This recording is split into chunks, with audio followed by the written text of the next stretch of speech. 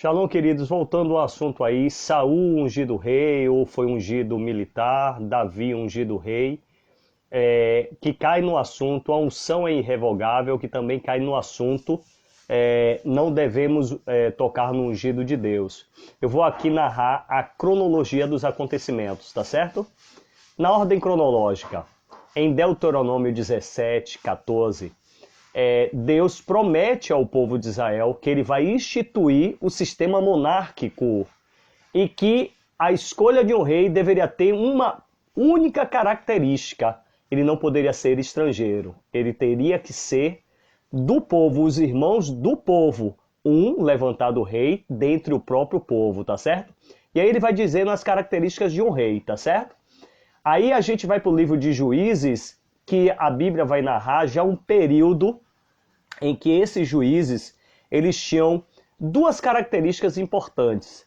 Eles eram líderes militares dotados do poder do Espírito Santo, e ele também fazia o julgamento das causas do povo. Mas qual é a grande diferença dos juízes para um rei, um monarca? O monarca tinha uma estrutura de governo montada para ele ser rei, tá certo? O juiz, ele não tinha isso, então ele não era dotado dessa unção para governar, tá certo? Outra coisa, nenhum juiz foi ungido com óleo. Esses líderes militares não foram ungidos com óleo, tá certo? Otiniel no capítulo 3 de Juízes, Débora no capítulo 4, Gideão no capítulo 6, Abimeleque no capítulo 9, Tola no capítulo 10, Sansão no capítulo 13 e 14.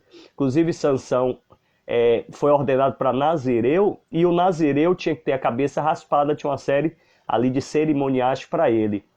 Mas nenhum dos líderes militares foram ungidos rei, tá certo? E aí a gente vem com a unção de Saul, 1 Samuel 10:1. A Bíblia vai dizer que ele foi ungido, na minha tradução, rei, numa outra tradução, príncipe. Nesse caso, príncipe significaria governante. E essa unção trazida sobre Saul só era a unção determinada, aprovada por Deus, com óleo para ungir um rei, tá certo? Em 13:14, Samuel vai dizer a Saul que o reino está passando dele e que levaria um outro príncipe, se levantaria outro príncipe. Então, há duas diferenças da palavra príncipe de 10:1 e de 13:14, ou a Bíblia está dizendo príncipe significa um governante. Aí vai para 16, 13, 14, que Saul vai para a casa de Jessé e unge a Davi, mas em nenhum momento ele diz que eu estou te ungindo rei de Israel. E algo que me chamou a atenção é que em 13 e em 14, a Bíblia vai dizer que daquele momento, o Espírito de Deus que tinha se retirado de Saul no capítulo 13, por que se retirou de Saul? Porque Samuel pediu para ele esperar para fazer um cerimonial que era a unção do sacerdote fazer e não de um rei fazer. Ele se apressou, fez, naquela hora ele desobedeceu a ordem e em 13 e 14 Samuel diz para ele: o Espírito do Senhor está se retirando para você não ser rei eternamente, ok? O rei eterno será outro. E aí se retira dele. 16, 13, 14 vai dizer exatamente isso. Que o espírito que saiu de Saul foi para Davi. Então é esse espírito para governar esse ministério específico que se retirou de Saul e foi para Davi. Essa é a interpretação que eu estou vendo. Em 26:9 de 1 Samuel, Davi chama Saul de ungido de Deus. Por quê? Porque Davi não estava presente no evento do capítulo 13, onde Samuel, no poder do Espírito Santo, retira a unção de governante de Saul. Davi não presenciou aquilo. Davi achava que ele continuava como rei de Israel. E também Davi não entendeu, nem a família de Davi entendeu o que era aquela cerimônia que foi feita por Samuel no capítulo 16 a ungir. Por quê? porque ele não diz eu estou te ungindo o rei de Israel, ele apenas faz uma cerimônia que espiritualmente ali ele estava sendo empossado rei espiritualmente. O Espírito de Deus se retirou de Saul e foi para Davi. Outro princípio, querido, que eu queria chamar muito a atenção, é que todos os princípios do Velho Testamento têm que ser chancelados pelo Novo Testamento. E o Novo Testamento não chancela você ser submetido a alguém que está em pecado, a alguém que não tenha mais o Espírito de Deus. A Bíblia chega a ser, muitas vezes, enfática em dizer, com o pecador, aquele irmão que está em pecado, que está em submisso, nem conversar com ele, porque está na carne, não está no Espírito. Então, em nenhum momento do Novo Testamento, o Novo Testamento chancela um grupo de pessoas estar submissos, respeitando, guardando um princípio de que ele foi ungido por Deus em uma dada época, então ele tem a unção irrevogável de Deus. O Novo Testamento não chancela esse princípio. Por que minha preocupação, amado? Porque muitos líderes estão usando isso para massacrar o povo de Deus, queridão.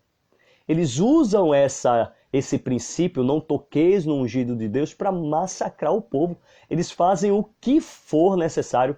Queridos, eu vou citar aqui absurdos, mas tem pastores que se deitaram com irmãs, mesmo casados, fizeram várias coisas se escondendo na capa do ungido de Deus. E nós, o Novo Testamento, não dá esse poder ilimitado aos homens.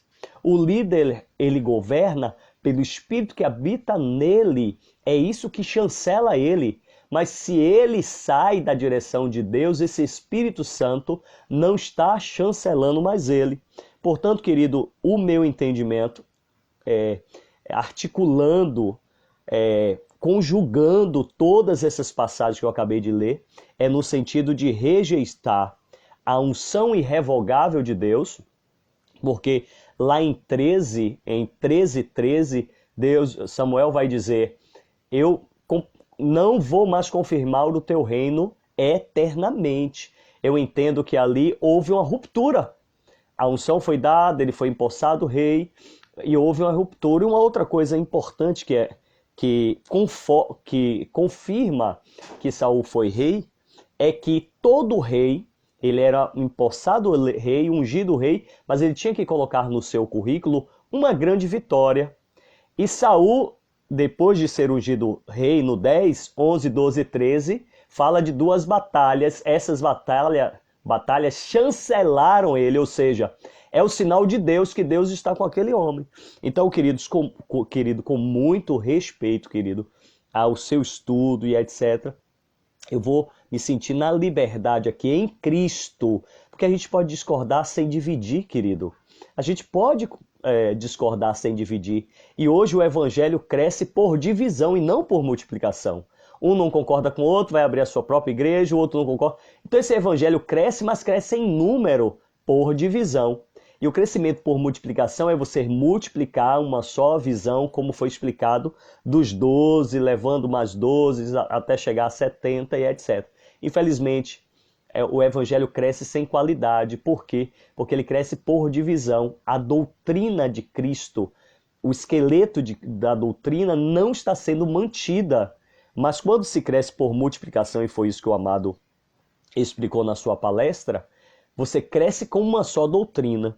Isso quer dizer que nós estamos cortando o nosso laço em Cristo com o irmão? De forma nenhuma. Isso quer dizer que eu não vou amar o meu amado porque ele tem essa visão, essa interpretação de que a unção é irrevogável? De forma nenhuma. Eu consigo conviver como ovelha de um pastor, como um líder dentro do ministério de um pastor, pensando dessa forma, mas tomando cuidado, a sabedoria para não jogá-lo perante as suas ovelhas e nem para causar uma divisão entre as ovelhas nessas visões que podem caminhar perfeitamente no amor de Cristo juntos. Não precisa se dividir para passar essa visão, a não ser que seja algo muito mais profundo que mexa de fato com toda a base doutrinária do cristianismo e do protestantismo. Amém? Deus abençoe, meu amado.